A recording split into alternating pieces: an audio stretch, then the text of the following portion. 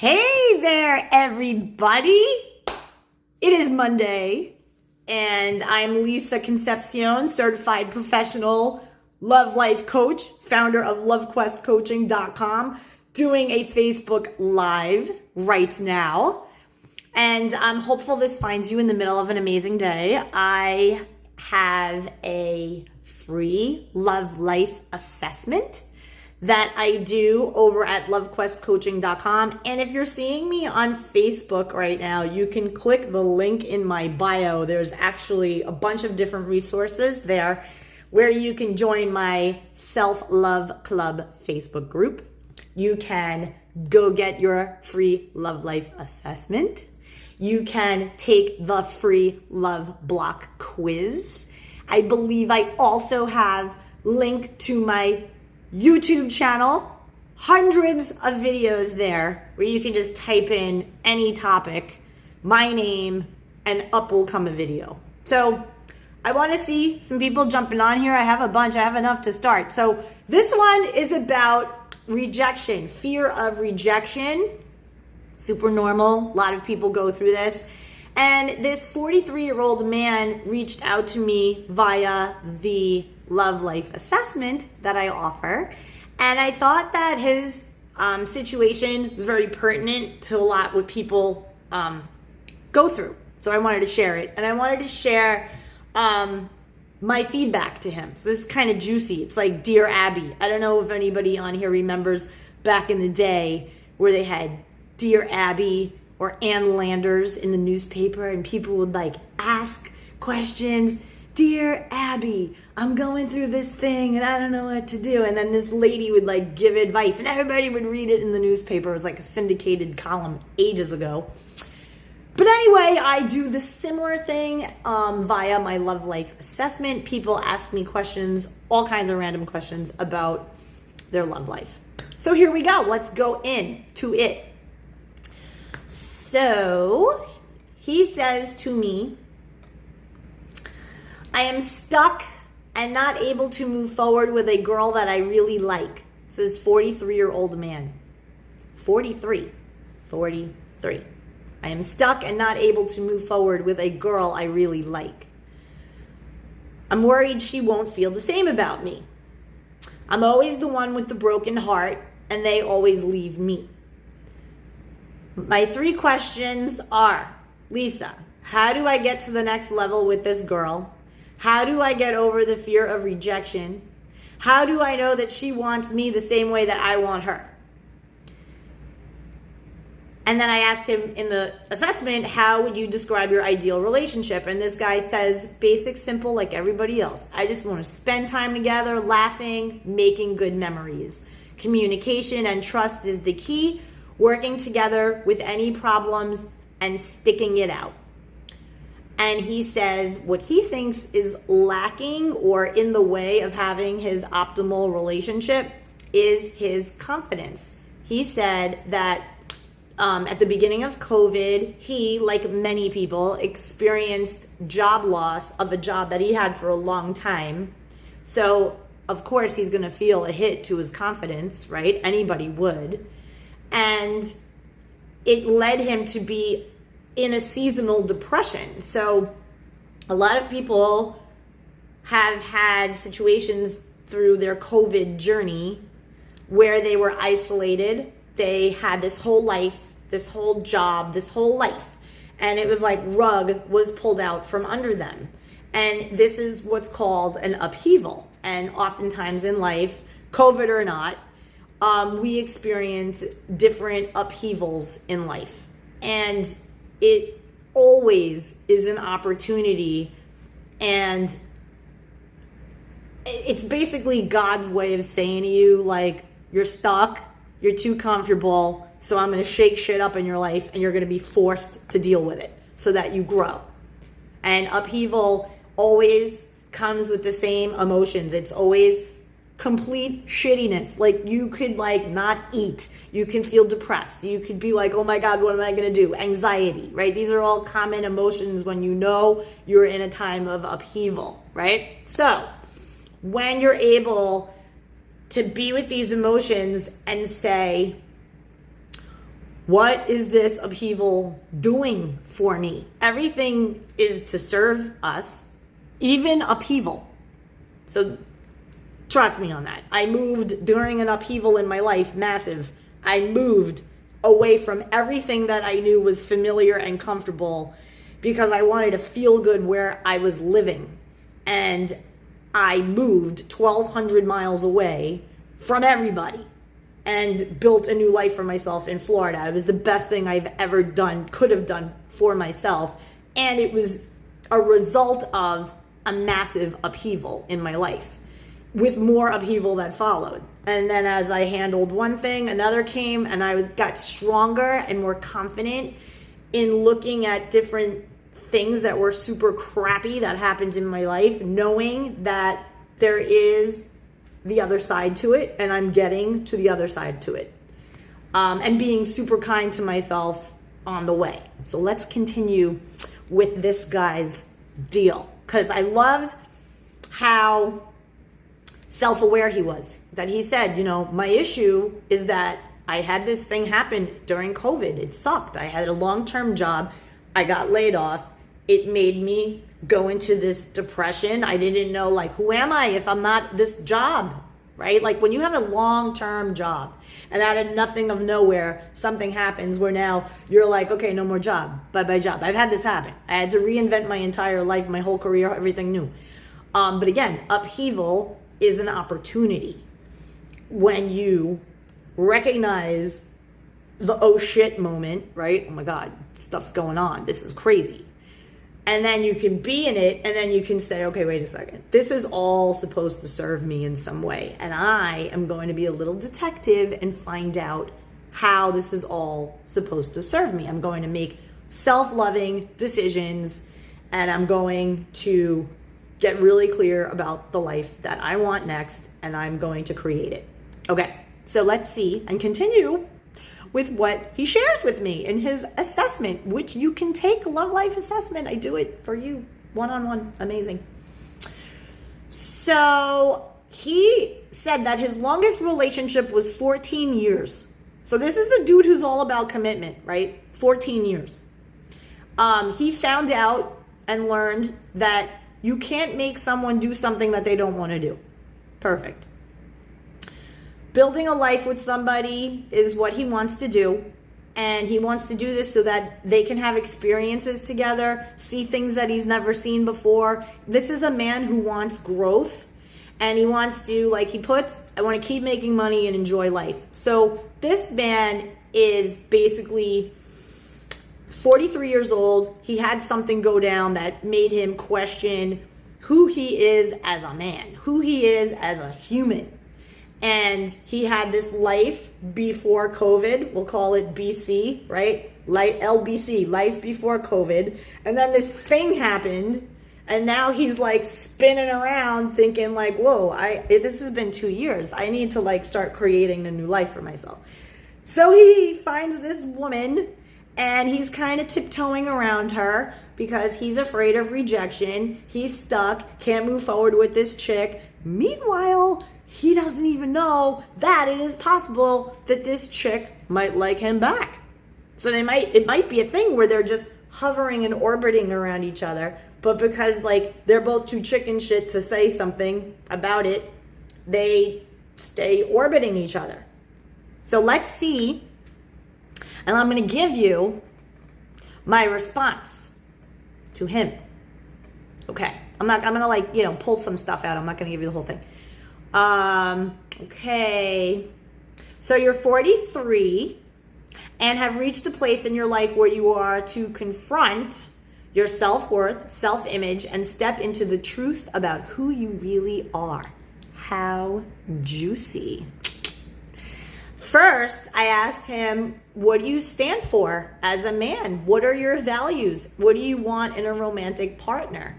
Without clarity on this, you will continue to doubt yourself and you will pine after the wrong women over and over and will allow fear to sabotage you.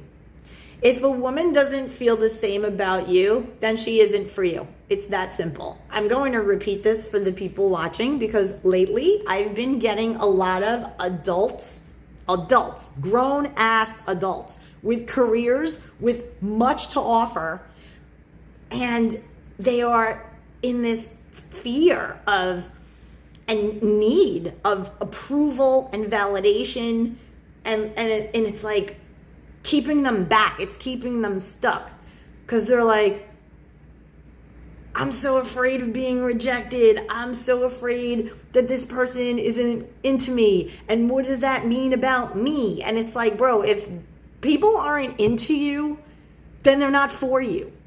So don't put any energy and attention and pining and pursuing and hoping on someone who's clearly showing you that they're not into you back. Onward and upward. Keep it moving. Okay. The fear of rejection goes deeper, and that is the true thing that you get to handle. It's been with you for a long time. If you're always the one with the broken heart, then that's a sign that you self-abandon and you don't have self-love. Curious to know why they always leave. He has this belief, I'm always the one with a broken heart, they always leave me. So we now have something that we could go deeper into exploring, should he choose to take the next step with me and like do a call and the whole thing. Because I like point out in this assessment, based on what people provide me, what is the real core thing that's hanging there, right, to handle. And then once you go deeper and handle it, then the other stuff just falls in line, right? So if really his issue is fear of rejection, then that's the thing to go deep and find out about more.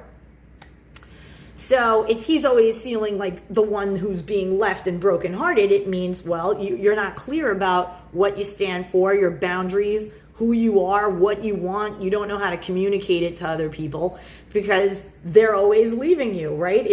If people are clear about what the other person wants and they're on the same page, then they build it together. There isn't any leaving going on, right? It's like, here's what I'm into. This is where I'm at in my life. Here's what I value. Are you on the same page? If you are, cool, let's roll. If you're not, we'll be friendly and cordial, but I gotta go, right? It's that confidence of knowing what you want for yourself, regardless of who you're with, and then not fearing the attainment of it, the pursuit of it, the making of it. Okay, so juicy. His 3 questions, because everybody gets 3 questions in this assessment. His first question was, how to get to the next level with this girl. I hear this one all the time. And for people who have fear of rejection, this whole not enoughness thing, I'm not enough, I'm not good enough, all this monkey brain stuff happening, we handle those beliefs. Super important to handle those beliefs. And here's what I say. How to get to the next level with this girl. By reconnecting with the younger, wounded version of you who is running your life when it comes to women from a place of fear. This person is letting a wounded version of himself, who he has not confronted yet and healed yet, run his life when it comes to women, and it's from a place of fear. And this is what I help people to do through a process that, through my coaching, I teach them how to do it. And it's really cool because you get to imagine yourself separate from this wounded version of you. So it's like whoosh.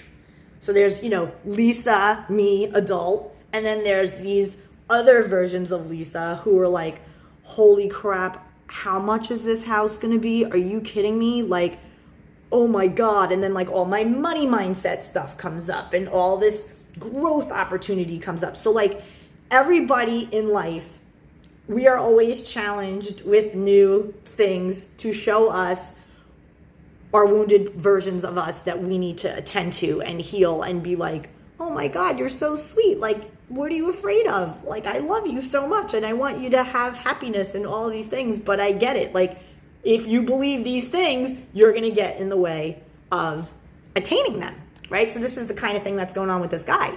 He is having this wounded younger version of himself calling the shots and running his life from a place of fear when it comes to women. So I said, okay, take a few minutes and think about who this wounded guy is, the guy who fears rejection. How old is he? And then imagine sitting with him and letting him tell you how he feels and what he needs to feel, that you, as the adult in charge, that you can protect him no matter what. And what promises will you make this version of you? Because right now, this 43-year-old man is dating from the perspective and energy of a younger version of him. I don't know, maybe like 20 years old or a teenager, who knows? But it is a wounded version who's running the show. That's why he's afraid of rejection. He's not dating from his confident 43-year-old, I'm healed, I'm whole, I'm cool, I got this kind of confident self. And there's oftentimes a split in people. Everybody has a split on some level in some aspect of their life. It could be money, it could be career, it could be relationships, it could be romantic relationships. In some way, this is how we grow, right? We address the split. Like when you're able, like this guy, I give him such mad props later because he totally is aware of a problem, right? So when you see yourself and you see where you freak out, there's a topic in your life that you're freaking out about and you see it. And then you're able to say to yourself, okay, wait a second. How do I feel? What do I need? How do I feel? What do I need? I'm freaking out about this thing, this topic in my life. Why? What are my beliefs about this topic? What am I afraid of? And you give yourself the time to like sit with a notebook and be like, I'm afraid of this. What if this happens? What if that happens? It's a lot of catastrophic thinking, normal. And our time in the last 3 years with this COVID disaster has trained us. It has programmed us to normalize catastrophic thinking. So if you were a catastrophic thinker before, honey, in the last 2 years, that is something to handle because now you're like up doing that type of thinking over and over and over. It's horrible. So it takes a lot of discipline to get out of that entrainment of that type of thinking. So what else did I give this guy? Second question, how do I get over the fear of rejection? He asks me. I say, by getting clear about who you are, your worth, and not caring about what other people think. If they like you, great. If not, fine. Detach from the need of validation and approval by reconnecting to the younger, wounded version of you who needs validation and approval, and learning how to give yourself what that wounded version of you needs. And you're looking for that to be provided by a woman. You're looking outside yourself to provide the things that only you can provide. So self-love is the only way. The more you learn to love yourself, the less you'll need others to love you to satisfy any emptiness or voids. You'll love as a mature adult man focused on sharing yourself with someone else and then growing together as opposed to liking a woman but are too afraid to tell her. How do I know that she wants me the way that I want her? Okay, so I can tell because I've been doing this for so long that I can tell when someone's communicating with me from their wounded place. And oftentimes in this assessment, just the way they write it, I can tell who's coming out and who's coming through in their responses. It's fascinating. So this question is his younger self. He refers to this woman as a girl, right? That right there tells me like this is like a teenager version of him, I feel like.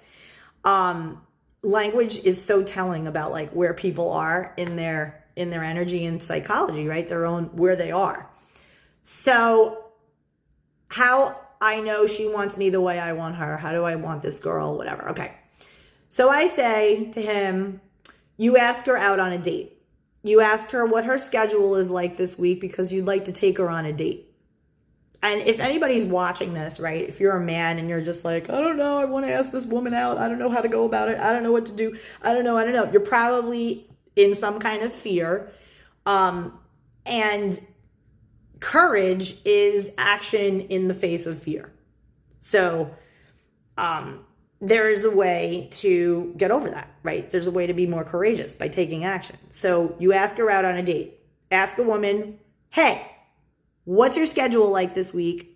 Because I'd like to take you on a date. And you use that action, you use that language. I'd like to take you on a date. So there's no ambiguity. There's no sense of, oh, he just wants to grab food with me. Okay, we're just friends. No, you're clear. Clarity. Clarity is sexy. Clarity makes women feel safe, like you have your shit together and you know what you want.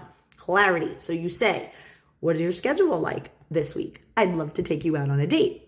Furthermore, if she isn't interested, then you hang there like a badass and you let her squirm in her awkward silence. You let her find the words to whether it's, oh yeah, I'm busy, or, I'm not really dating right now, or I have a boyfriend, or I'm just coming out of something. Whatever her deal is, let her sit in it so she, as a woman, vocalizes whether or not she's available. Okay, so then you let the cards fall where they may.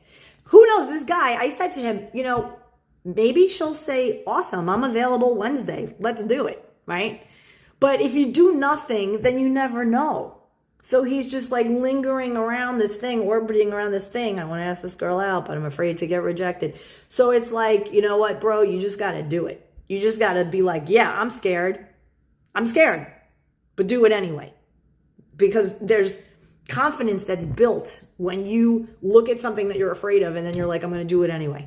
I'll give you a personal example. I'm going through this right now in my life. Oh my God. Thank God I'm with this man. Oh my God. My fiance levels me up. Let me tell you what, be careful what you ask for, because when you get it, whoo, the whole thing comes and smacks you right in the face. Here I am. Okay, I want to live this way. I want a man to be with me this way. I want to have this type of lifestyle. I want to do this. I want to do that. I want blah, blah, blah. Okay. Now I become a match to that. And now it's the reality of it. It's like drinking from a fire hose. So now here I have this man who's like, yeah, I'm on board. You want to live in this kind of house? Let's build it. Let's do it. You want a backyard that looks like this? Fine, let's build it. Let's do it. And I'm just like, holy shit, right? So think about it. We want these desires. This guy, he wants to be with this woman. He wants to go on a date with her. But he has to step into the person he must become in order to receive it. So in my personal process, I am day by day, more and more and more becoming the version of me who I must to line up with the stuff that I want, with the stuff that I'm creating. And the worst part is the inevitability that certain things, certain people, certain circumstances will have to fall away to make room for all that's next. Sucks. But this is how life is. Change, growth, things fall away. Crazy. Awesome, but heartbreaking and sometimes overwhelming. So anyway, back to this dude.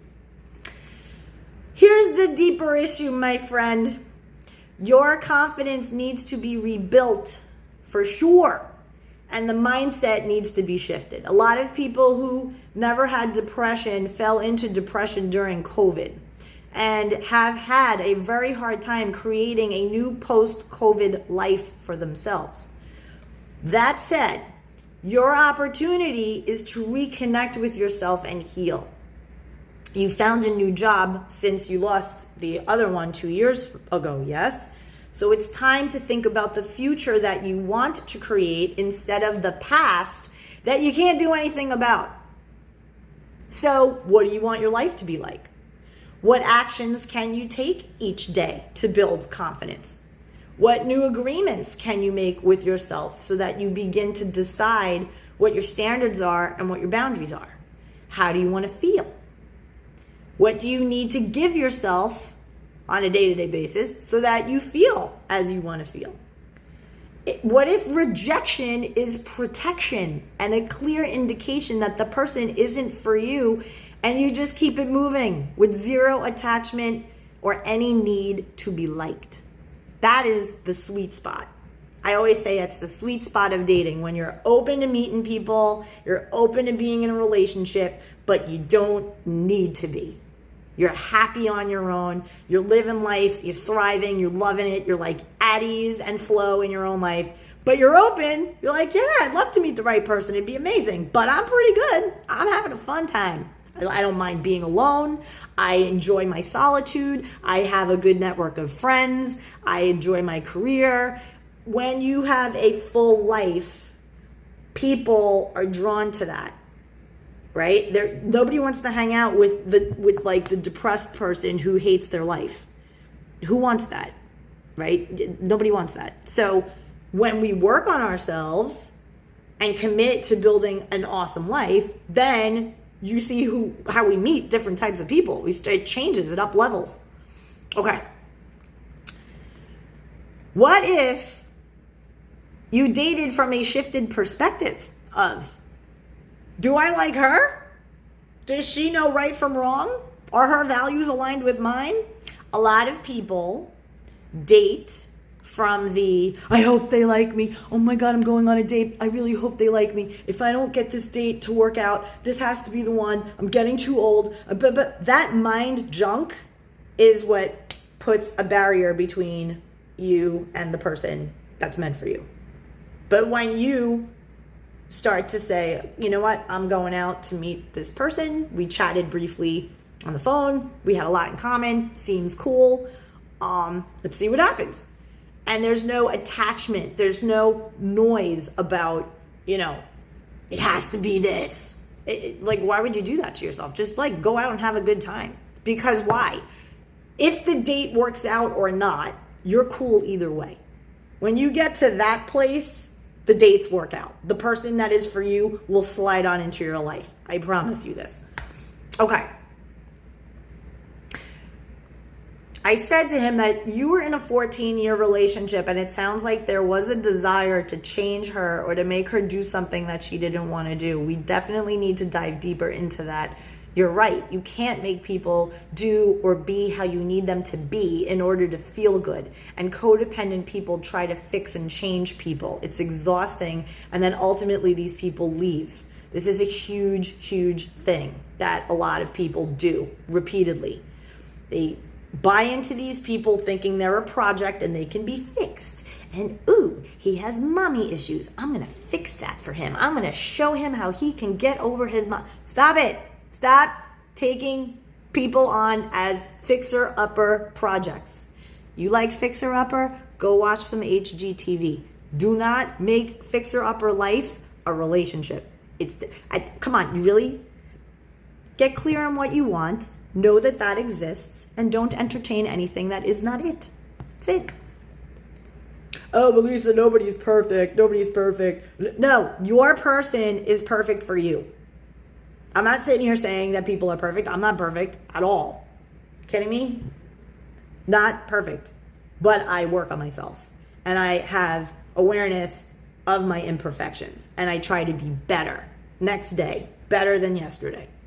As I go along this thing and learn. That's it.